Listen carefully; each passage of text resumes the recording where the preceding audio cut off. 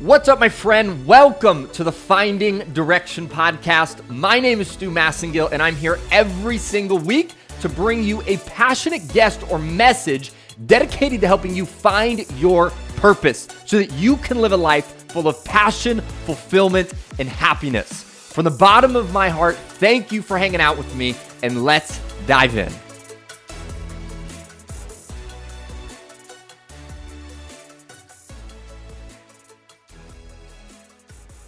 What's up, my friend? Welcome back to another episode on Finding Direction. I am so excited as we dive into this episode together. I'm going to be sitting down with Dearmon Koranic, and we're going to be diving into everything and anything you can think when it comes to time management, a principle and an idea that I believe so many of us can benefit from, right? We all have only 24 hours in a day, and we need to learn how to essentially make the most out of that so we can live a high quality life. Some of the things we dive into on this episode is we talk about why your calendar is actually the least important part when it comes to time management. We talk about how you can use boulders, big rocks, pebbles to become better with your time. And we dive into so many other things, including Anna's story of really how she got to becoming a time management coach, and a little bit about her background just so you can know really who she is and what she's done.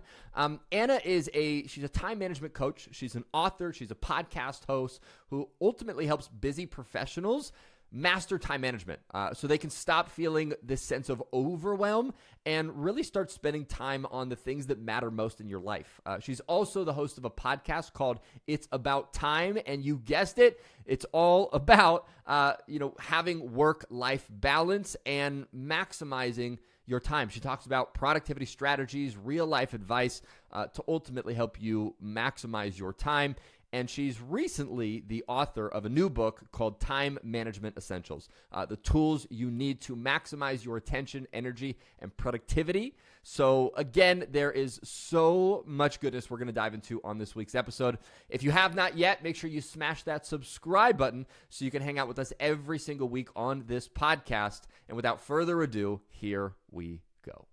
Dearmon Koranic, welcome to the show. Thank you so much for being here with us. Hi, Stu. Thank you. The pleasure is all mine. So excited to chat today. Heck yeah. Same here. And so as we kick this off, I would love it if you could give our listener just a little bit of an idea as far as, who is Anna? What do you do? And just fill us in a little bit about who you are.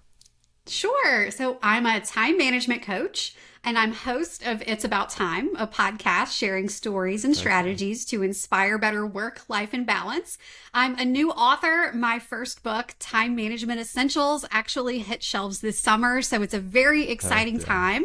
But in addition to helping busy professionals and business owners stop feeling overwhelmed so they can start spending time on what matters most, I'm also a mom to a 4-year-old and a 2-year-old. Hi. And also own a podcast and YouTube production company with my husband, Scott, called Studio Pizza Productions. So I know a little bit about wearing a lot of different hats.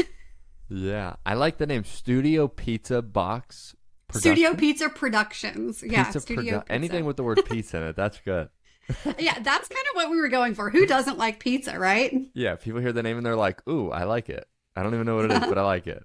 Heck yes. Yeah. Well, so let me ask you this then. Like, as you start, you work with a lot of clients and you obviously dive into the world of time management, right? Kind of mastering these 24 hours that we all have, right? Nobody gets more, nobody gets less. And I'm curious, when you start working with someone, what are some of the initial sort of things that you just worked with so many people, you start talking to someone, you go, oh yeah, that's happening. This is happening. Oh, this is what you don't understand. Like, are there any common things that when you start working with someone around this idea of time management that are just sort of like the initial, man, this is the few things they need to know right away?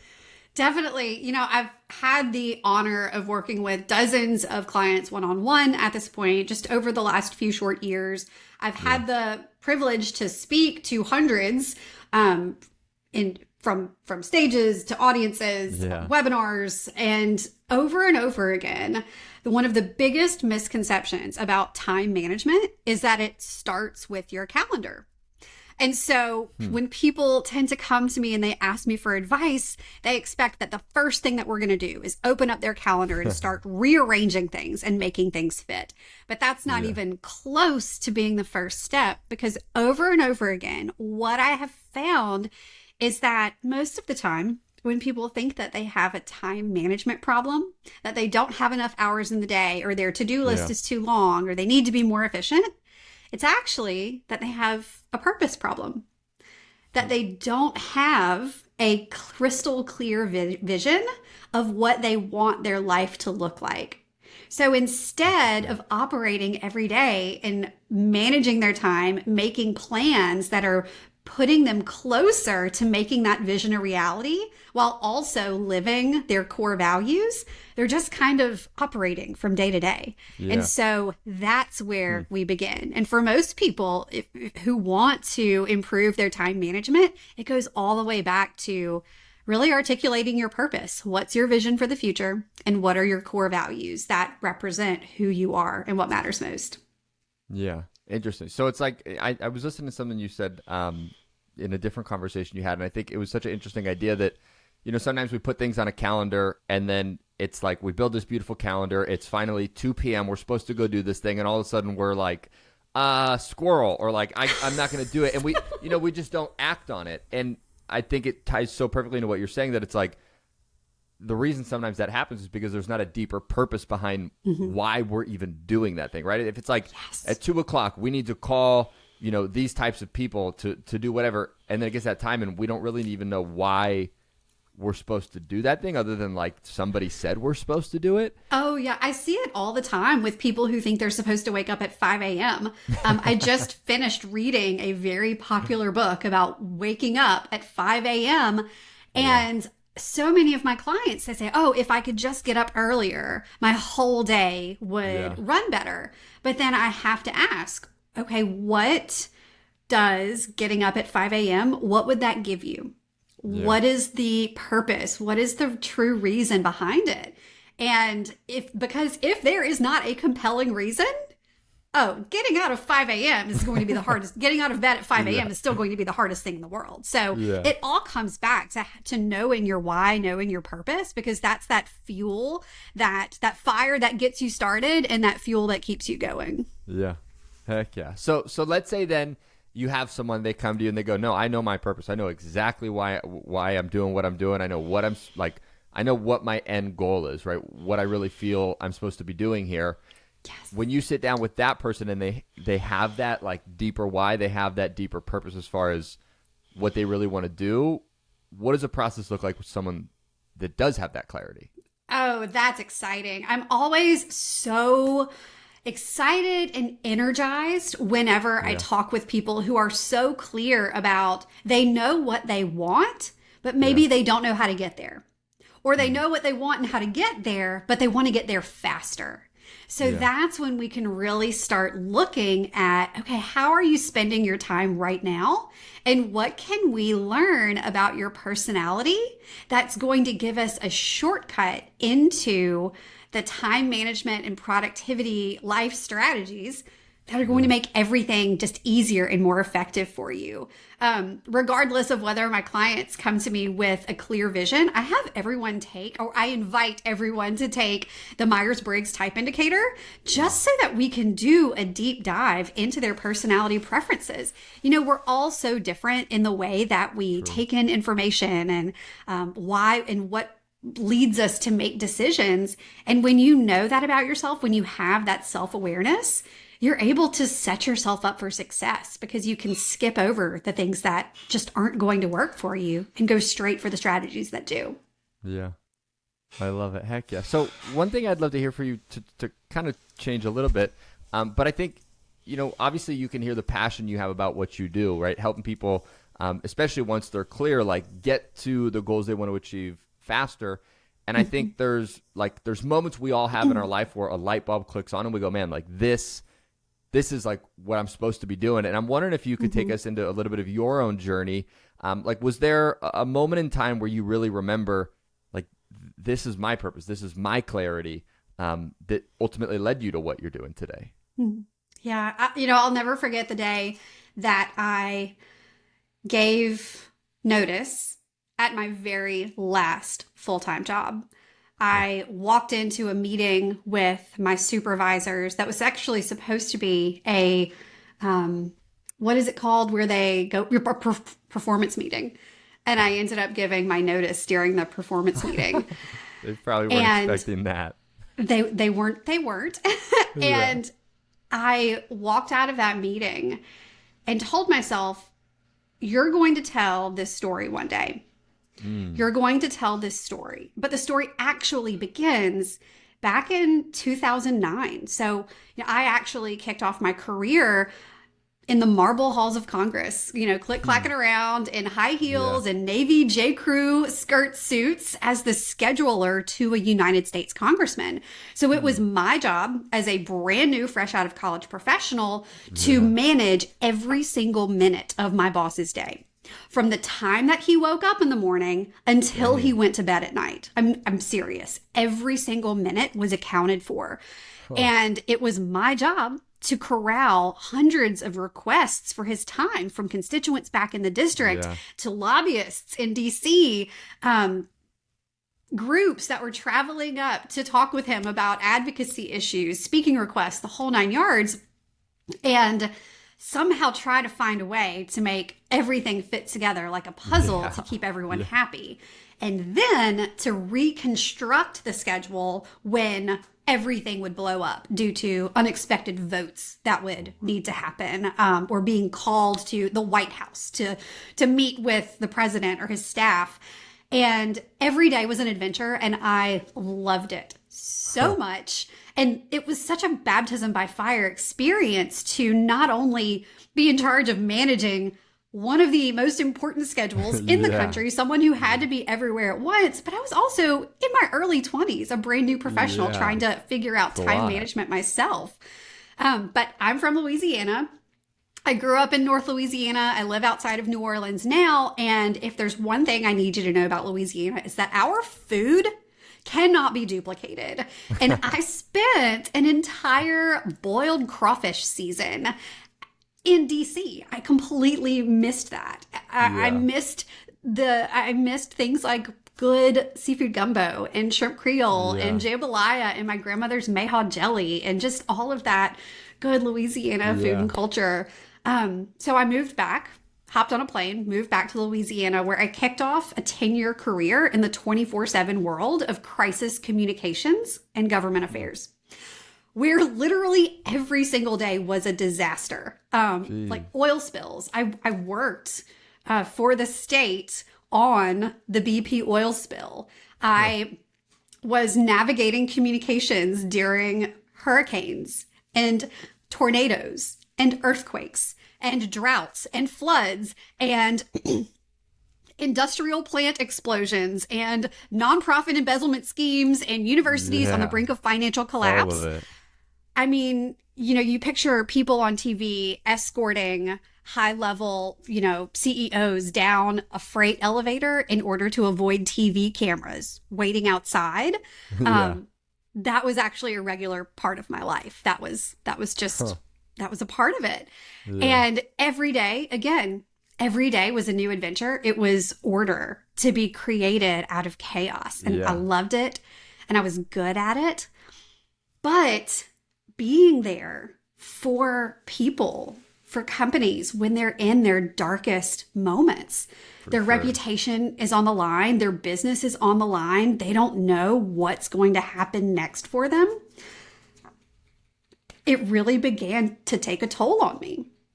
And I looked up one day and my boundaries were basically non-existent. I was working all the time.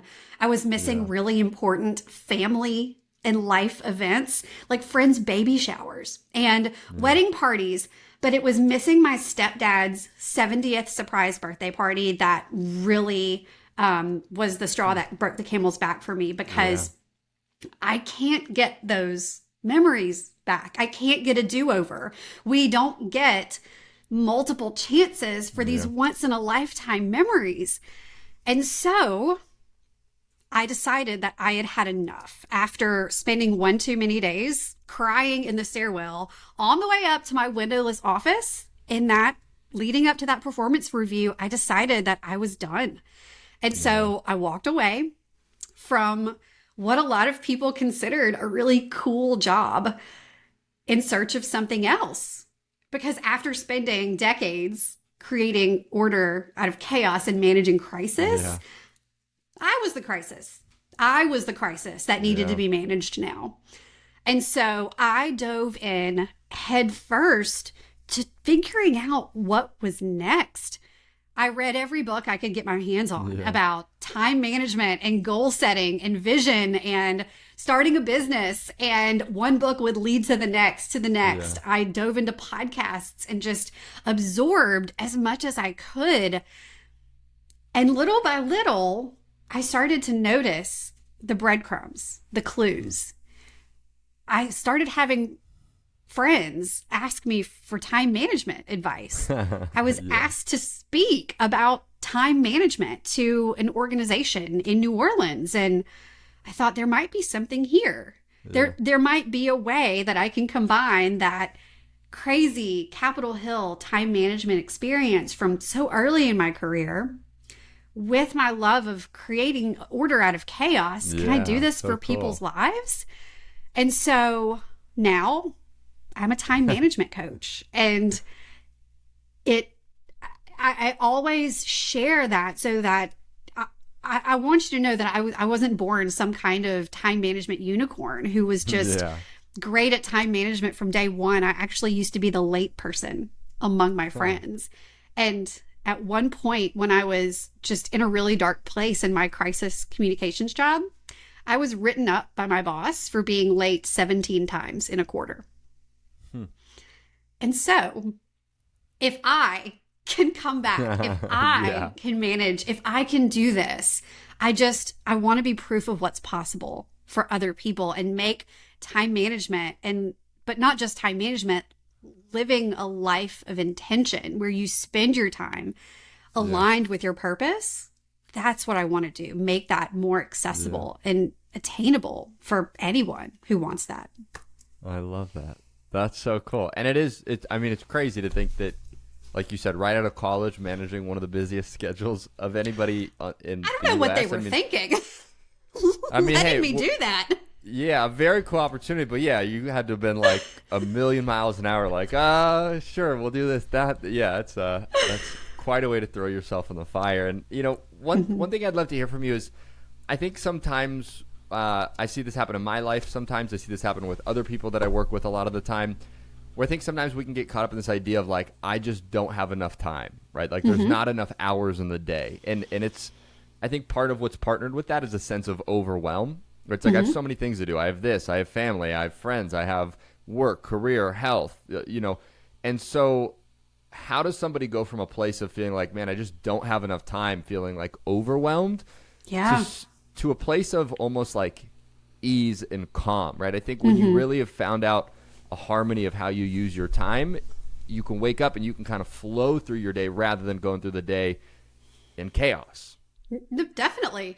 We don't have time in our day for everything. We can't be all things to all people every day. Yeah. And the sooner that you can come to terms with that as an individual, that you have a gift, that you have a unique purpose, and the sooner that you can articulate what that is and know what you want your life to look like, every other decision becomes easier. A long time ago, I read the statement that there is always enough time for the most important thing. And the first time that I encountered that, I didn't believe it at all. I thought, how is there always enough time for the most important thing? But what I came to learn after diving into the importance of purpose and vision and those things leading to priorities is that when you know what your priorities are, when you're very clear on what's most important, there is always enough time to do the most important thing because you're driven to make time for that most important thing. I think a lot of times we stress ourselves out because we create these to-do lists that are entirely too long and they don't reflect reality. this is where if I have a client who says, I'm overwhelmed, I can't do everything that I need to do. Yeah. I ask, tell me about what you need to do. What does this list look like?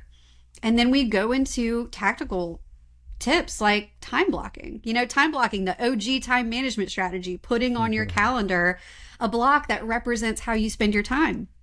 And so when people actually begin time blocking the things on their to-do list, they realize, oh, I realistically can only do about 3 to 7 things of substance. Yeah. And it's having that reality check that can maybe at first make you think, oh no, how am I going to do all of these things that I need to do? And then sometimes it brings relief, like, oh wow, I only have this much time, so it's impossible for me to get all of these things done. Really so point. let's be more realistic. That's how you end the day feeling accomplished, is by giving yourself a realistic number of things to do. That's why, I'm a big fan of a to-do list as a starting point to get your tasks out of your head and onto paper, or maybe from your task management system. I'm a big fan of Asana for managing all of my tasks, so I don't have to remember them in my head. But putting them on paper, it's a great way to feel grounded to start your day. But then transferring from the to-do list to the calendar to bring reality into the mix.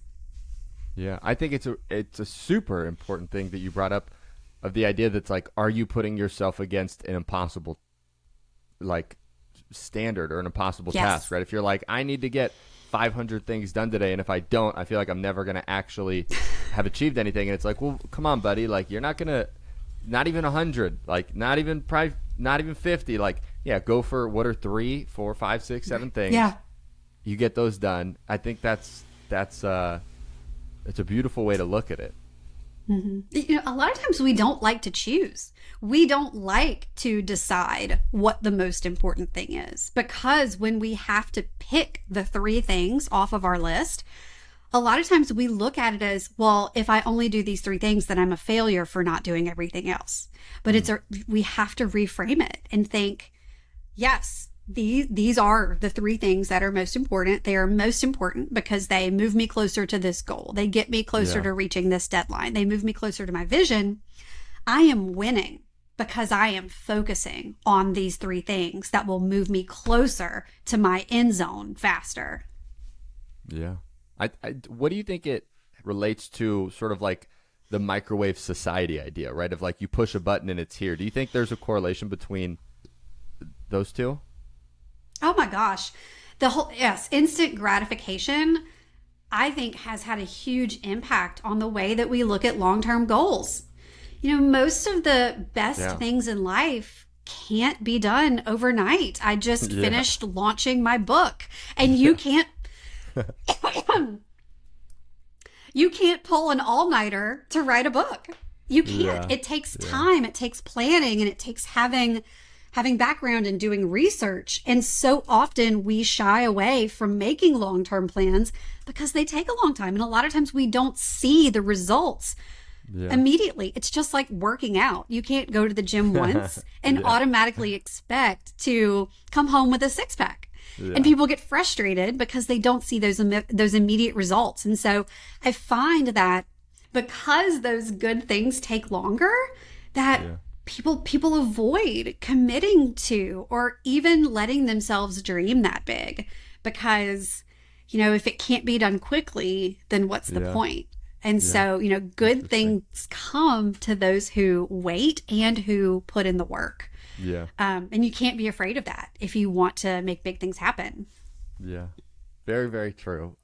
Can you share with us the idea of, I know you talk a lot about this idea of like having stones / like boulders and pebbles, and kind of using this idea to manage your time. Can you expand upon that a little bit for us?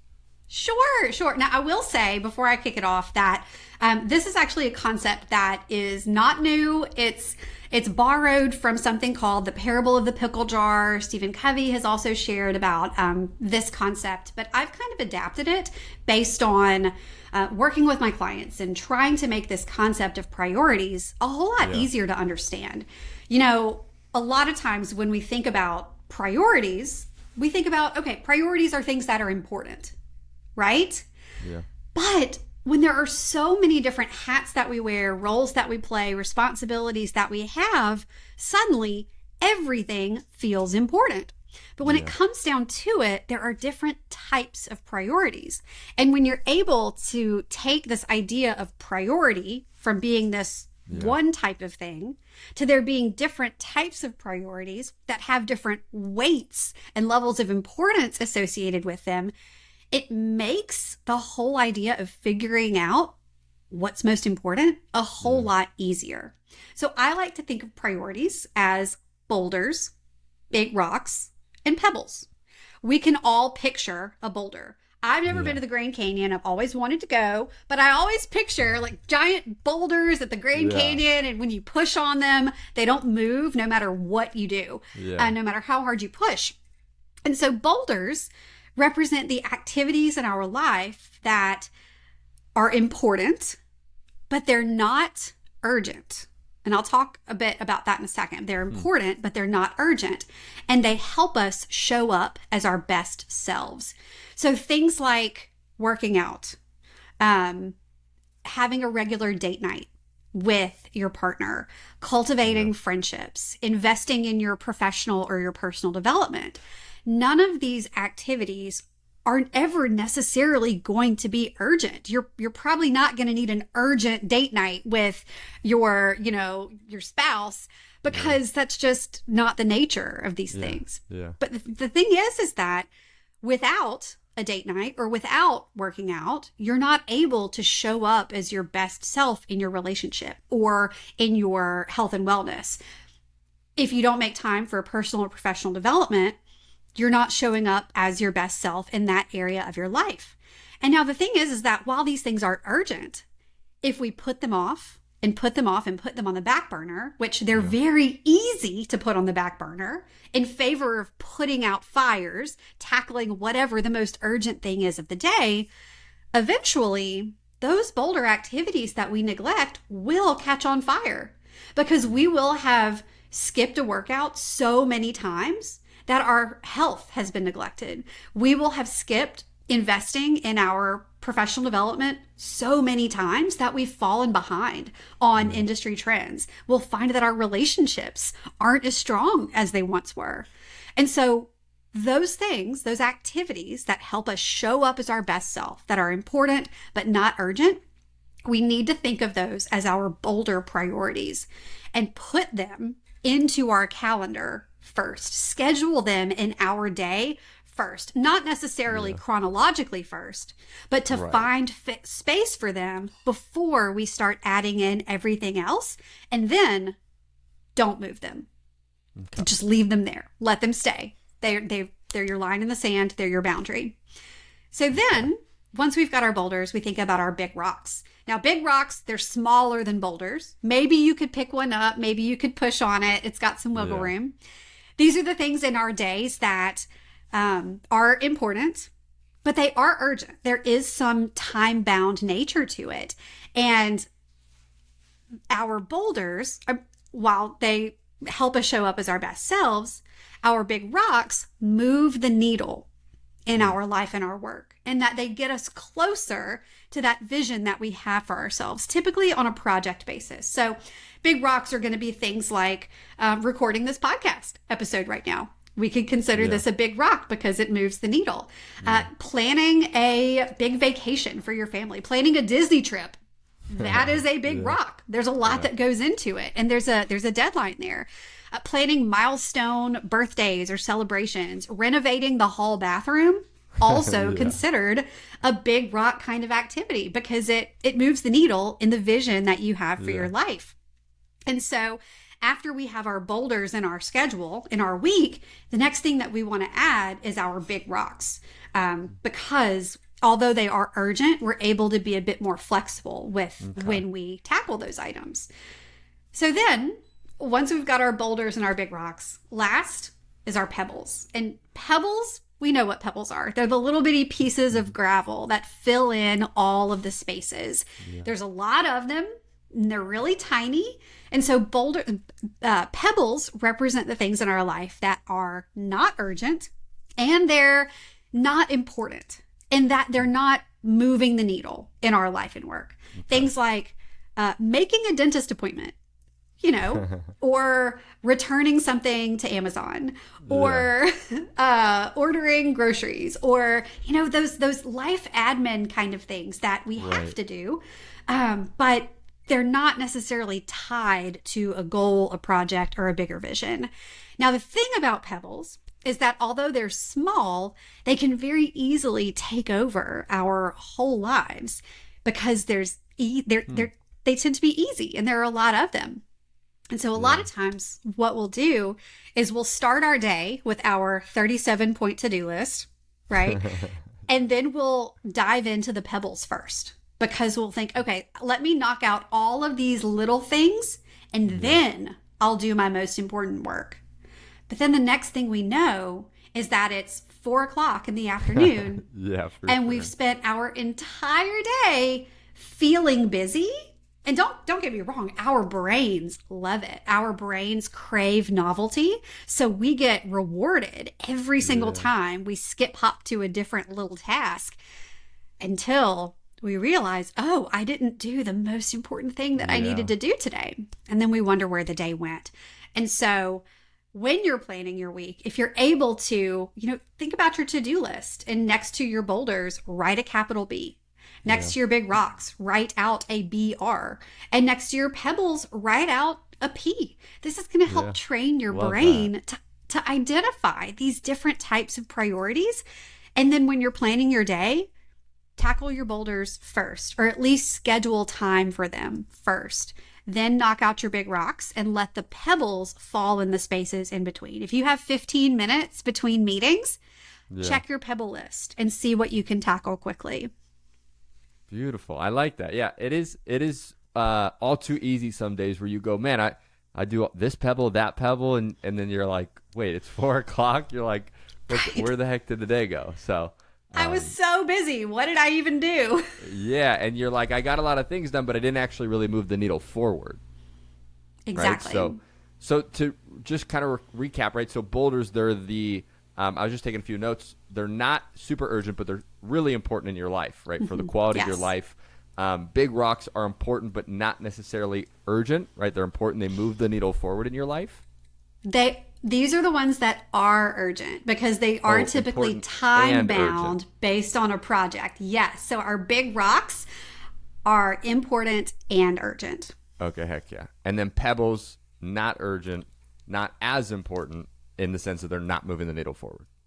Correct. Yes. You nailed it. Okay. Heck yeah. I love it. And it's super good to know too. It's like, I love how you say when you have extra time, because I know I go through parts of my day where it's like, oh, I have an extra 20 minutes here. And sometimes it's easy in those extra 20 minutes to be like, oh, I'll just pull up my phone, and then you're in an email, and then you're on social media, and then you're like, oh, those 20 minutes flew by and I didn't do anything.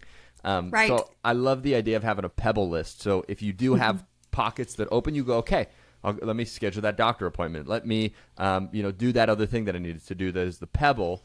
I love that as a way to fill those open spaces that kind of randomly pop into our days.